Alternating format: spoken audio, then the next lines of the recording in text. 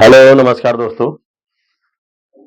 दोस्तों, एक औरत होती है जिसका नाम लक्ष्मी देवी होता है और उसके ऊपर इतना खून सवार होता है कि वो इतना गुस्सा होती है कि वो एक कुल्हाड़ी लेती है और अपने ही बेटे को नीचे गिरा देती है। गिराने के बाद उसके ऊपर ताबड़तोड़ हमला करती है और उस ताबड़तोड़ हमले से जो है उसकी गर्दन पे एक कुल्हाड़ी मारती है और मारने के बाद उसके 4-5 टुकड़े कर देती है। और इतना गुस्सा होती है कि उसको जो है क्या करती है कि 3 बोरे में उस लाश को भरती है और भरने के बाद एक नदी होती है, वहीं पे ले जाके उसको मछलियों को खिलाने के लिए फेंक देती है और फेंकने के बाद चुपचाप किसी को पता भी ना चले और घर में आके चुपचाप लेट जाती है और किसी को ये बात पता कानो-कान नहीं चलती है कि आखिर कि ये लाश कैसे कहाँ पे फेंकी है। और फिर ये दोस्तों जब इस तरीके की घटना होती है तो पुलिस को पता चल जाता है, एक मुखबिर बता देता है, उसका दोस्ती होता है, वो बता देता है कि नहर में लाश फेंकी गई है। इस पे पुलिस जब आती है, तो आने के बाद जो है इनकी माँ से जब पूछती है कि आखिर तुमने जो है अपने ही लाडले और इकलौते बेटे को इस बेरहमी से क्यों काट डाला और क्यों उसको मार के कहीं फेंक दिया है? आखिर बताओ तुमने ऐसा काम क्यों किया?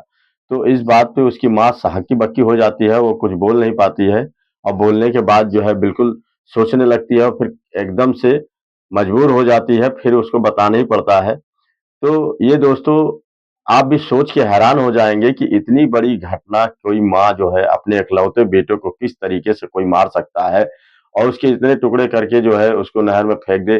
वैसी बात सुनकर जो आप भी सोच के हैरान हो जाएँगे कि कोई माँ इतनी भी गुस्सैल और इतनी भी कैसे हो सकती है कि किसी बेटे को इस तरीके से निर्मम हत्या करके और फेंक दे।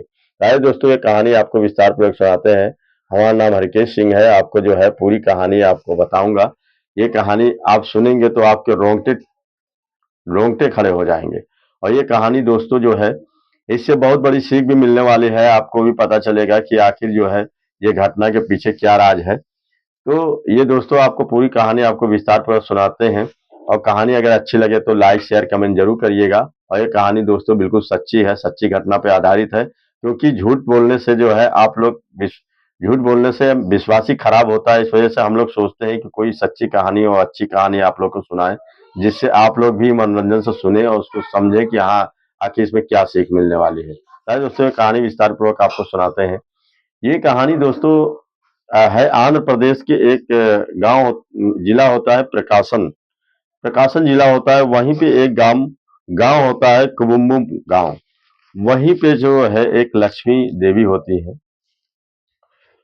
और उन्हीं का एक बेटा होता है। वही परिवार उनका जो है ज्यादा बड़ा नहीं होता है। बाकी ये लोग 2 ही लोग घर में रहते हैं। तो दोस्तों सबसे बड़ी चीज है कि वहीं पे एक जो है थाना होता है, थाने में उनका दोस्त एक रहता है, वो फ़ोन करता है कि एक लक्ष्मी देवी का घर है, वहीं पे जो है एक मेरा दोस्त क्लीनिंग का काम करता है और उसका नाम श्याम प्रसाद है, वो 13 तारीख से गायब है, आज 15 तारीख हो गई है।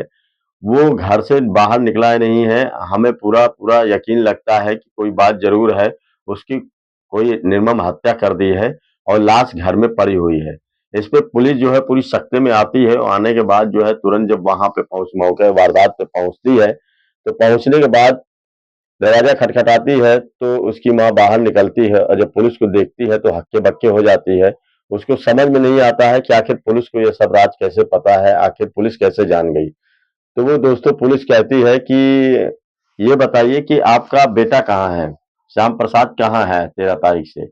तो कहती है कि मेरा बेटा तो हैदराबाद गया है कमाने के लिए, वो क्लीनिंग का काम करता है और वहीं काम कर रहा है।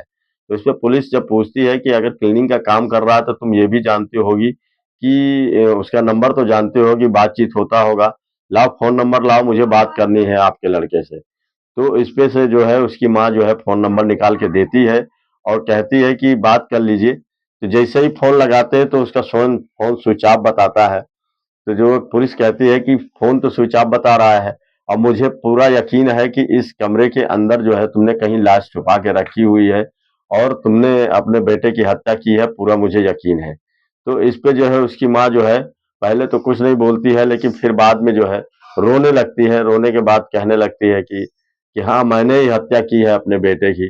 तो इस पे पुलिस कहती है कि पुलिस जो है उसको पकड़ के थाने ले जाती है और ले जाने के बाद कड़ी से सख्ती से पूछताछ करती है कि आखिर तुमने, वो तो तुम्हारा इकलौता बेटा था और तुमने अपने इकलौते बेटे को जो है इतनी निर्मम हत्या कर दी है, कैसे की है, क्यों की है? आखिर कोई बात होगी, बिना बात का तो कोई माँ इतना बड़ा कदम नहीं उठाएगा। आखिर तुमने ऐसा क्या किया तुम्हारे बेटे ने कि तुमको उसकी हत्या ही करना पड़ गई? तो वो बताने लगती है कि मेरा बेटा जो है इस कदर हैवानियत हो गया था कि वो हमारे रिश्तेदारों को नहीं छोड़ रहा था। वो एक हैदराबाद में जहाँ पे रहता था वहाँ पे भी एक मौसी उसकी रहती थी और वह उन्हीं की वजह से वहाँ वो नौकरी पाया था। वहाँ पे गया, उसके साथ छेड़छाड़ करने लगा। तो उससे वो मुझे बताई कि तुम्हारा जो लड़का है ये बहुत ही बदतमीज हो गया है और कहीं कपड़े में हाथ लगाता है, कभी ऊपर हाथ लगाता है, कभी नीचे हाथ लगाता है। ये बहुत बदतमीजी कर रहा है, यहाँ पे रहने देने के काबिल नहीं है। तो इस बात पे जो मैं सोची कि चलो बच्चा है, मजाक किया होगा, ऐसा ही कहीं बात कही होगी। लेकिन जो है वो सोचने लगता है, सोचने लगती है कि अगर इस तरीके से हरकत करेंगे तो बहुत ही गड़बड़ हो जाएगा।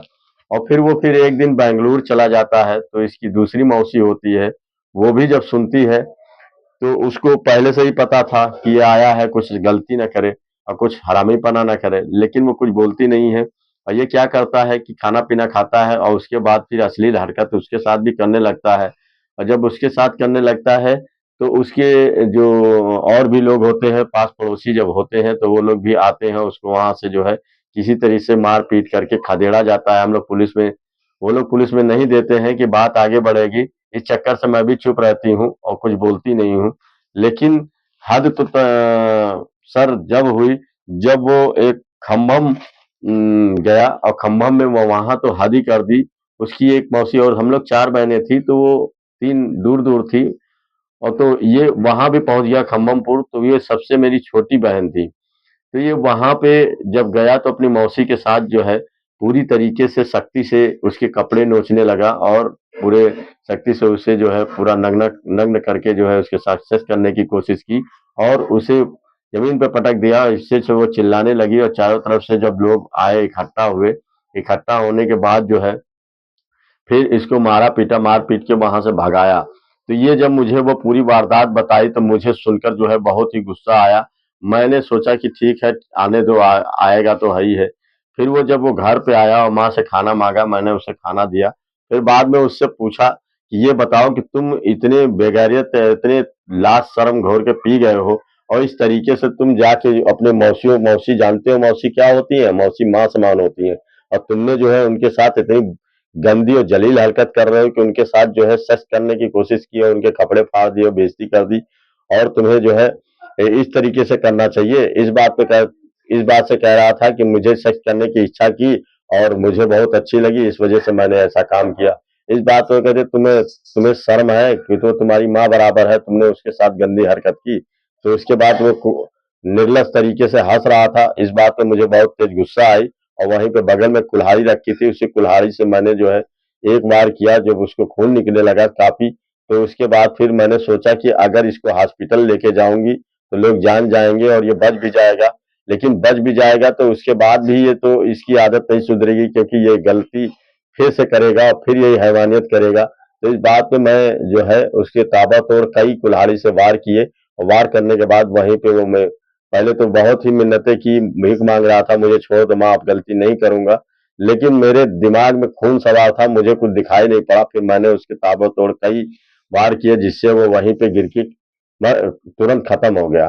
और उसको फिर मैंने जो है अपने रिश्तेदार को, अपने भाइयों को, सब उनसे गुस्सा थे, सब जानते थे उसकी हरकत। फिर मैंने उनको बुला के जो है अपने भाइयों को और बगल के रिश्तेदार एक थे उनको बुलाकर जो है इसके कई टुकड़े किए और कई टुकड़े करने के बाद बोरियों में भरा, 3 बोरियों में भरा और भरने के बाद एक जो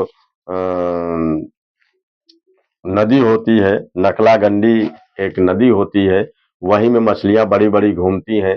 तो वहां पे जो भी होता है वहां पे लाश फाश फेंकी जाती थी। तो हम लोग वहां पे गए और बोरी ले जाकर वहां पे फेंक खोल के वहीं पे गिरा दिए। मछलियां सब जो है खा गई और खाने के बाद चुपचाप हम लोग आके यहाँ पे चले आए और रिश्तेदार अपने घर चले गए और मैं यहीं पे बैठ गई कि अब मुझे कोई नहीं जान पाएगा।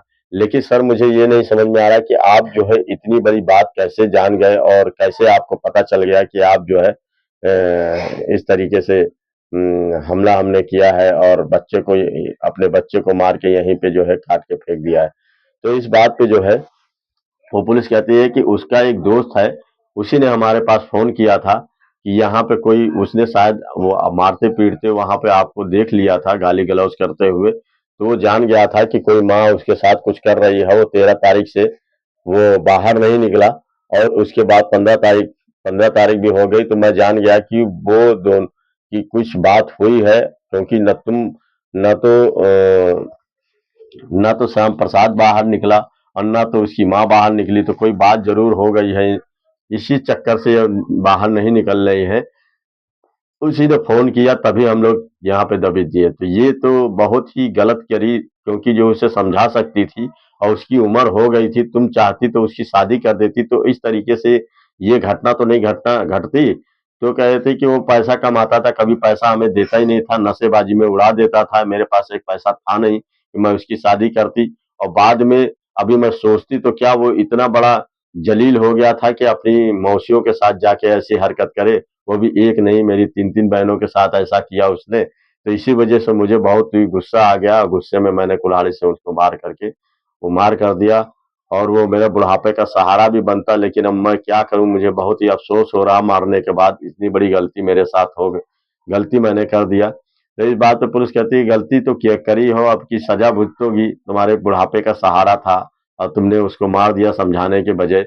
उसे समझा भी सकती थी क्योंकि कोई भी गलत आदमी एकदम से गलत नहीं हो सकता है क्योंकि कोई बात जरूर थी तो तुमने ये काम गलत किया फिर बाद में पुलिस क्या करती है जो रिश्तेदार होते हैं और इनके भाई होते हैं इनके साथ खिलाफ जो है चार्जशीट तैयार करती है इनको जेल भेज देती है। शायद दोस्तों यही समाप्त हो जाती है लेकिन जो है आप लोगों से एक बात कहना चाहता हूँ ये इससे बहुत बड़ी सीख मिलती है कि कोई लड़का अगर 20 से 25 साल की अगर उसकी उम्र हो जाती है चाहे लड़का हो चाहे लड़की हो तो उसको जो है तमन्नाएं होती है उत्तेजित होता है उसको भी कुछ लालसा होती है कुछ सेक्स करने की इच्छा होती है मन मन में विचार आते हैं तो इस तरीके से या तो लड़की या लड़का या तो भाग जाते हैं या तो कहीं गलत काम करते हैं या इसी तरीके से छेड़छाड़ करते हैं तो इस तरीके से करना नहीं चाहिए क्योंकि जो है बच्चों की जो है किसी न किसी तरीके से शादी उसकी कर दी जाती तो शायद वो आज इतनी हैवानियत नहीं करता इस तरीके से गलती नहीं करता तो इस तरीके से दोस्तों सोचना चाहिए और इतनी बड़ी गलती